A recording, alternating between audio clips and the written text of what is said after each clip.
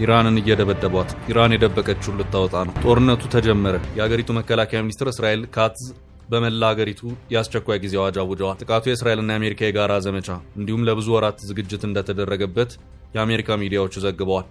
የእስራኤል የመከላከያ ሚኒስትር እስራኤል ካትዝ እርምጃው ራስን ከጥቃት የመጠበቅና ቀርቦ የመከላከል ነው ብለውታል። አሶሺየትድ ፕሬስ የመረጃ ምንጭ ደግሞ የእስራኤል ጥቃት የተፈጸመው በኢራን ዋና ከተማ በከፍተኛ መንፈሳዊ መሪው አያቶላ አሊ ካሚኒ ቢሮ አካባቢ መሆኑን ተናግሯል። በትላንትናው ዕለት የአሜሪካ የውጊያ ጀቶችን አየር ላይ ነዳጅ መሙላት የሚችሉ በርካታ የአሜሪካ አየር ኃይል ቦይንግ KC-135 አውሮፕላኖች ቴልአቪቭ አቅራቢያ በሚገኘው ቤንጎሪዮን አውሮፕላን ማረፊያ ውስጥ ታይተው ነበር። አውሮፕላኖቹ ጦርነቱ ከመጀመሩ ከ2 ቀናት በፊት በስፍራው መድረሳቸው ተገልጿል።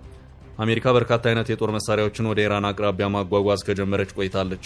እነዚህ KC-135 አውሮፕላኖች ረጅም ርቀት ተጉዘው ጥቃት የሚፈጽሙ ተዋጊ ጀቶችን በረራ ላይ ሳሉ ነዳጅ መሙላት የሚችሉ መሆናቸው የተገለጸ ሲሆን ይህም የአሜሪካ ጦር በቀጠና ያለውን ዝግጅት የሚያጠናክር ነው ተብሏል። አውሮፕላኖቹ እስራኤል የደረሱት በቴህራንና ዋሽንግተን መካከል የሚደረገው የኒውክሌር ፕሮግራም ድርድር እየተካሄደ ባለበት ወቅት ነው። ድርድሩ ቀርቶም ወደ ጦርነት አምርተዋል። አሜሪካ ለኢራን ምን አይነት ዝግጅት እንዳደረገች ከላይ ሰምተናል። ኢራንስ ምን አይነት ዝግጅት አድርጋለች? ቀጥለን እንመለከተዋለን። ኢራን የደበቀችው ሚሳኤል ልታወጣ ነው። የአጸፋ መልሷ እየተጠበቀ ነው።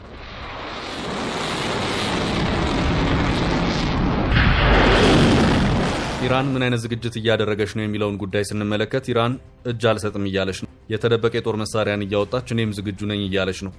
ዋሽንግተንን በፍርሃት ያራደ፣ ቴልአቪቭን በድንጋጤ ያስበረገገ፣ ዓለምን ያስገረመ አደገኛው ዓለም የተደነቀበት ተአምር የተባለ የኢራን ዋሻ ሰንጣቂ ሚሳኤል በአደባባይ ተገልጧል። ይህ ሚሳኤል በቀጣይ እስራኤል ላይ ይተኮሳል ተብሎ ይጠበቃል። ነገር የሆነው እንደዚህ ነው። ባለፈው ዓመት በሰኔ ወር ነበር ያ እንዳይመጣ የተሰጋው ቀንና ሰዓት ደርሶ ለ4 አስርት ዓመታት የዘለቀ የከፋ ጠላትነት ገንፍሎ በመጨረሻም እስራኤል ክብሪቱን ለኩሳ የኢራን እስራኤል የአየር ላይ ጦርነት የእሳት ኳስ እያወራወረ 12 ቀን የሰነበተው የሁለቱ ጦርነት የተካሄደው። በወቅቱ ከእስራኤልና ከአሜሪካ በኩልም በቴክኖሎጂ የተራቀቁ ሚሳኤሎች ተተኮሱ። ይህኔ ነው ኢራን በዚህ ለጥፋት ተብሎ የተተኮሰባትን ሚሳኤሎች ከአቧራው ቅሪትና ስብርባሪ በመሰብሰብ በአስደናቂ የሪቨርስ ኢንጂነሪንግ በስልጡን የፋርስ ሳይንቲስቶቿ ወደ ራሷ በመቀየር ለአሜሪካ ስጋት የሆነ አደገኛና ወታደራዊ መሳሪያነት የቀየረች። በወቅቱ ኢራንን የኒውክሌር ኃይልም ለማክሰም ከአሜሪካ በኩል የተወረወሩትን ከባድ ያልፈነዱ የአሜሪካ መሳሪያዎች በማሰባሰብ ዋይት ሃውስን ኩም ያሰኘ በእስራኤል ኬኔት ፓርላማ ፍርሃት ያራደ የአሜሪካን ቴክኖሎጂ ከኢራን የሚሳኤል ጥበብ ያዋሃደ መሳሪያ በመስራት ይፋ አድርጋለች። ይህ በእንዲህ እንዳለ የአሜሪካው ምክትል ፕሬዚዳንት ጄዲ ቫንስ በኢራን ላይ የሚፈጸም ጥቃት ቀጠናውን ወደ ተራዘመ ጦርነት አይመራውም ሲሉ ተናግረዋል። የአሜሪካ ምክትል ፕሬዚዳንቱ በኢራን ላይ የሚፈጸም ጥቃት ቀጠናውን ወደ ተራዘመ ጦርነት እንደማይመራው ገልጸው በመካከለኛው ምስራቅ ማብቂያው የማይታወቅ ጦርነት እንደምንጀምር የሚነገረው መሰረተ ቢስ ነው ሲሉ አጣጥለዋል። ቫንስ ዲፕሎማሲያዊ መንገድን የምንመርጠው ካሉ በኋላ ያ ግን የሚመሰረተው ኢራን በምትወስደው እርምጃ ላይ ነው ብለዋል። በኢራንና በአሜሪካ መካከል በስዊዘርላንድ የተደረገው 3ኛው ዙር ድርድር ሐሙስ ዕለት ተጠናቋል። የአሜሪካና የኢራን ባለስልጣናት በጄኔቫ ባካሄዱት ድርድር ከፍተኛ ለውጦች መታየታቸውን የኦማን የውጭ ጉዳይ ሚኒስትር ገልጸው ነበር። ውጤቱ ወደ ጦርነት የሚያስኬድ ሆነ እንጂ ጦርነቱ ሳይጀመር በፊት አሜሪካ እግረኛ ሰራዊት ሳታዘምት ለቀናት የሚዘልቅ ወታደራዊ ጥቃት በኢራን ላይ ለመፈጸም የሚያስፈልጓትን የባህር ኃይልና የአየር ኃይል መሳሪያዎቿን በኢራን አቅራቢያ ማስጠጋቷን የሳተላይት ምስሎችና የአውሮፕላን መከታተያ መረጃዎች እያመለከቱ ነበር። ባለፈው ሳምንት ስዊዘርላንድ ውስጥ የተደረገው ድርድር ያለ ውጤት ማብቃቱን ተከትሎ አሜሪካ ከ150 በላይ ወታደራዊ አውሮፕላኖችን አውሮፓና መካከለኛው ምስራቅ ውስጥ ወደሚገኙ ጦር ሰፈሮቿ ማንቀሳቀሷን ዋሽንግተን ፖስት ዘግቧል። ባለፉት ሳምንታት አሜሪካ ያሏትን 2 ግዙፍ የጦር አውሮፕላን ተሸካሚ መርከቦችና ሌሎች የጦር መርከቦችን ወደ ፋርስ ባህረ ሰላጤ አንቀሳቅሳለች። አሜሪካ ከ20 ዓመት በፊት በኢራቅ ላይ ወረራ ካካሄደች በኋላ በባህረ ሰላጤው አካባቢ ከፍተኛ መጠን ያለው ኃይል ስታሰማራ ይህ የመጀመሪያው መሆኑ ተዘግቧል። ወታደራዊ ታዛቢዎች እንደሚሉት የአሜሪካ ጦር ሰራዊት በአካባቢውን ያለበት መጠን ባለፈው ዓመት ሰኔ በኢራቅ ላይ ጥቃት በተፈጸመበት ጊዜ ከነበረው የበለጠ ነው። ይህም አሜሪካ እግረኛ ሰራዊት ሳታዘምት በኢራን ላይ ለበርካታ ቀናት የሚዘልቅ ወታደራዊ ዘመቻ ለማካሄድ እየተዘጋጀች መሆኑን ያመለክታል ሲሉ ተናግረዋል። Breaking news story that Israel has launched a preventative attack against Iran. That's according to Israel's defense minister. የአሜሪካ የጦር መርከቦች የአሜሪካ የጦር ጀቶች ወደ እስራኤልና ወደ መካከለኛው ምስራቅ ተቃርበው ነበር። አሜሪካ ለሳምንታት ምናልባትም ለወራት ዝግጅት ስታደርግበት የነበረው ጦርነት ነው በይፋ ተጀምሯል። ጦርነቱን የጀመረችው እስራኤል መስላለች። ነገር ግን ከጀርባ የአሜሪካ እጅ እንዳለበትና የሁለቱ ሀገራት ጥምረት እንደሆነ የአሜሪካ ሚዲያዎች ሳይቀሩ እየዘገቡት ነው። ትራምፕም አምነዋል። አሜሪካ በጥቃቱ መሳተፏን ትራምፕ አረጋግጠዋል። ፕሬዚዳንት ዶናልድ ትራምፕ በግል ትሩዝ ሶሻል ገጻቸው ላይ በለቀቁት የ8 ደቂቃ ተንቀሳቃሽ ምስል አሜሪካ ኢራን ላይ በተፈጸመው ጥቃት እጇ እንዳለበት ጠቁመዋል። A short time ago, the United States military began major combat operations in Iran. ፕሬዝዳንቱ ከኢራን ጋር የሚደረገው ድርድር ውጤት እንደሌለው ተናግረዋል። ኢራን የኒውክሌር ጦር መሳሪያ እንዲኖራት ፈጽሞ አንፈቅድም ያሉት ትራምፕ ለረጅም ጊዜ የቆየውን ሽብር ከእንግዲህ አንታገስም ሲሉ ተደምጠዋል። የዛሬው ጥቃት ከመሰንዘሩ በፊት ከኢራን ጋር ስለነበረው ድርድር ሲያወሱ ትራምፕ በሰላማዊ መንገድ መፍታቱን መርጥ ነበር፣ ነገር ግን እነሱ በጣም አስቸጋሪና አደገኛ ሰዎች ናቸው ብለው ነበር። እስራኤል ኢራን ላይ ያደረሰችው ድንገተኛ መብረቃዊ ጥቃት በአሜሪካ እገዛ የተፈጸመ ነው በሚል ተዘግቦ ነበር።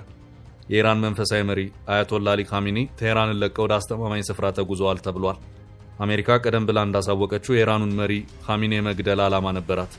ይህን ዓላማ ለማሳካትም እስራኤል በካሚኒ ቢሮ አካባቢ ጥቃት እየፈጸመች ነው።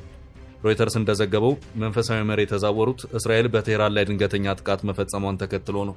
ጥቃቱ የተፈጸመው በመሪው ቢሮ አካባቢ መሆኑ እየተነገረ ነው። በከተማዋ በርካታ ፍንዳታዎች ተሰምተዋል። አሁኑኑ ኢራን የአየር ክልሏን የዘጋች ሲሆን እስራኤል ደግሞ የአስቸኳይ ጊዜ አዋጅ አውጃለች። አልጀዚራን ጨምሮ የተለያዩ ዓለም አቀፍ መገናኛ ብዙሃን ጥቃቱን የተመለከተ መረጃን በሰበር ወሬ ይዘው ቀርበዋል። በዛሬው ዕለት እስራኤል በፈጸመችው የሚሳኤል ጥቃት ቴህራን ውስጥ 3 ፍንዳታዎች እንደተሰሙ የአካባቢው ሚዲያ ዘግቧል። እስራኤል ከኢራን የሚሰነዘርባትን የበቀል ጥቃት ለመከላከል የአየር ክልሏን ዘግታለች። ፋርሲ ወሬ ምንጭ እንደዘገበው በማዕከላዊ ቴህራን ዩኒቨርሲቲ ጎዳናና ጃዋሆሪ በተባሉት ማዕከላዊ ቴህራን ክፍል ተደጋጋሚ የሚሳኤል ጥቃት ተሰንዝሯል። ኮራም ሻሃር ፎር ስትል የሰየመችው በክልሉ የረጅም ርቀት ሚሳኤል ስርዓቶች ቀዳሚ ሆኖ ምድርን ሰንጥቆ ባሻው ስፍራ ጥቃት ማድረስ የሚችል 2000 ኪሎ ሜትር ወይም 1240 ማይል ርቀት የሚምዘገዘግ 1500 ኪሎ ግራም የጦር ጭንቅላት የመሸከም አቅም ያለው ሲሆን ኢራን በመንግስት ፕሬስ ቲቪ እንደገለጹት እጅግ የላቀ የረጅም ርቀት ባሊስቲክ ሚሳኤል ብሎታል። ይህ አዲሱ መሳሪያ እጅግ ዘመናዊና ከባድ ቴክኖሎጂ ያለው ምድር ሰንጣቂ የጦር ራስ ያለው በኢራን ቀደምት ባሊስቲክ ሚሳኤሎች ክራም ሻህልና ከመር ማስወንጨፊያዎች ላይ መግጠም የሚችል በመካከለኛው ምስራቅ ያሉትን ሁሉንም የአሜሪካ የጦር ሰፈሮች የመምታት አቅም ያለው በመላው እስራኤል የሚገኙ ምሽጎችን ወደ ታች ጠልቆ በመግባት የሚደረምስ መሆኑን የተነገረው። ይህ ሚሳኤል የኢራን የመከላከያ አቅም ምሰሶ ብቻ ሳይሆን በመካከለኛው ምስራቅ ለሚገኙ ተቀናቃኞቿ የተላከ ግልጽ ማስጠንቀቂያና የኃይል መግለጫ ነው ተብሏል። የኢራንን አገዛዝ የሚኮንኑ ተቃውሞዎች በአገሪቱ በቀጠለበት በአሁኑ ሰዓት አሜሪካ ተቃዋሚዎችን ወግና በኢራን ላይ ጥቃት የምትፈጽም ከሆነ በቀጥታ እስራኤልና የአሜሪካ ወታደሮች ኢላማ እንደሚሆኑ የኢራን የፓርላማ አፈ ጉባኤ አስጠንቅቀዋል። ኢራን ካላት የኒውክሌር መርሃ ግብር በተጨማሪ ያሏት ተወንጫፊ ሚሳኤሎችና የባህር ኃይል ሰራዊቷ ከባድ የደህንነት ስጋት ናቸው ስትል አሜሪካ አሳውቃለች። የውጭ ጉዳይ ሚኒስትርና የትራምፕ ከፍተኛ የብሔራዊ ደህንነት አማካሪ የሆኑት ማርኮ ሩቢዮ ለረጅም ጊዜ አሜሪካ ስጋት ሆና የቆየችው ኢራን አሁንም አሳሳቢ ሆና ቀጥላለች ብለዋል። ከአሜሪካ ጋር በምታካሄደው የኒውክሌር ግንባታ ዙሪያ 3 ድርድሮችን ያደረገችው ኢራን የኒውክሌር ፕሮግራሟ ለሰላማዊ አገልግሎት ብቻ የሚውል ነው ስትል በተደጋጋሚ ስታስተባብል ቆይታለች። ባለፈው ሰኔ በአሜሪካና በእስራኤል ጥቃት የተፈጸመባት ኢራን የኒውክሌር ማዕከላቷ ከወደሙ በኋላ መልሳ እንዳትገነባ ተነግሯት ነበር። ነገር ግን አሁንም መልሰው ለመገንባት እየሞከሩ መሆናቸው ይታያል ያሉት ሩቢዮ አሁን ዩራኒየም እያዳበሩ ባይሆንም እዚያ ደረጃ ላይ ለመድረስ እየሰሩ ነው ሲሉ ገልጸዋል። ይህ በክልሉ የረጅም ርቀት ሚሳኤል ስርዓቶች ቀዳሚ የሆነው ኮራም ሻሃር ፎር የተባለ 2000 ኪሎ ሜትር ርቀት ያለው 1500 ኪሎ ግራም የጦር ጭንቅላት የመሸከም አቅም ያለው ኢራን በመንግስት ፕሬስ ቲቪ እንደገለጹት እጅግ የላቀ የረጅም ርቀት ባሊስቲክ ሚሳኤል ከችግር የተወለደው ይህ መሳሪያ አሰራሩም አስደናቂ ነው። ሰኔ 2025 የአሜሪካ አየር ኃይል ፎርዶ የተባለው የኢራንን ኒውክሌር ማብለያ ለማውደም በርካታ የጂቢዩ 57 ቦምቦችን ጣለ። የአጋጣሚ ሁኔታ ሆኖ አንዳንድ ቦምቦች አልፈነዱም ነበር። ይህን ነው ወዲያውኑ የምዕራቡ የስለላ ድርጅቶች ሳይደርሱባቸው ከያሉበት በመሰብሰብ በመፈታታት የመሳሪያውን ስማርት ቴክኖሎጂ የፊውዝ ቴክኖሎጂ በመስበር የአየር ኃይል ሳያስፈልጋት ከድምፅ ፍጥነት 16 እጥፍ የሚምዘገዘግ የአሜሪካን የምርምር ውጤት ወደ ራሷ የተራቀቀ መሳሪያ ማድረግ ችላለች። ምዕራባውያን የሚጠቀሙበትን የቦምብ ናሙና ከኢራን ስልጣኔ ጋር በመቀላቀል ከህዋ ወደ ምድር ሲምዘገዘግ ለእይታ የሚያስቸግር ጠንካራ ኮንክሪትና ተራራዎችን በመቦርቦር ልክ ከታሰበለት ስፍራ ሲደርስ በመፈንዳት ኢላማውን መምታት የሚችልም ነው። ዋሽንግተን የሚገኘው የሲኤስአይኤስ የአስተሳሰብ ታንክ መግለጫ መሰረት ኢራን እስራኤልን ለመምታት የሚችሉ በርካታ ሚሳኤሎች እንዳሏትና አንዳንዶቹ በ12 ቀናት ጦርነት ውስጥ ጥቅም ላይ መዋላቸውን የገለጸ ሲሆን ከተተኮሱ በኋላ በ3 ደረጃዎች የሚያልፍ በጠፈር ውስጥ ከእይታ ነፃ በረራ ማድረግ የሚችል ያለ ሞተር ግፊት ወደ ምድር ተምዘግዝጎ የባለስቲክ ቅስት ጫፍ ታርጌቱ ላይ እስኪደርስ ድረስ ለእይታ የማይገለጥ ከባቢ አየር አልፎ ምድሩን ሰንጥቆ የእስራኤልን መሸሸጊያ የምድር ቤቶች፣ የአሜሪካን ዋሻዎች፣ የተራራ ምሽጎች ማውደም የሚችል መሆኑ ተነግሯል።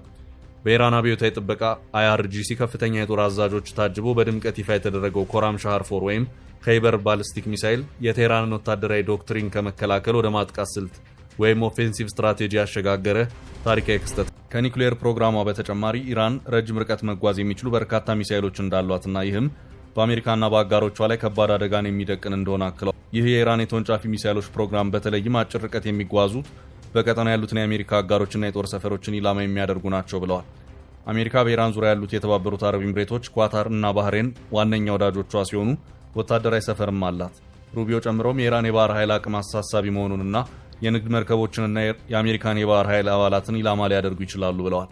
ኢራን ከኒውክሌር ፕሮግራሟ ውጪ በሚሳይሎቿ ላይ ከአሜሪካም ጋር ሆነ ከሌላው ወገን ጋር የመነጋገር ፍላጎት እንደሌላትና ይህንንም ትልቅ ችግር ሲሉ ገልጸውታል። ሁሉም እንዲያውቁ የምፈልገው ኢራን ከኒውክሌር ፕሮግራሟ ባሻገር በዋናነት አሜሪካን ለማጥቃት የሚሉ መደበኛ የጦር መሳሪያዎች አላት።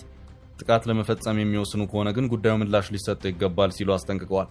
በሀገራቸውና በኢራን መካከል የሚደረገውን ድርድር በተመለከተም ፕሬዚዳንት ትራምፕ ዲፕሎማሲያዊ መፍትሄ እንዲገኝለት እንደሚፈልጉ፣ ነገር ግን ንግግሩ የማይሳካ ከሆነ ሌሎች አማራጮች ክፍት መሆናቸውን አመልክተዋል።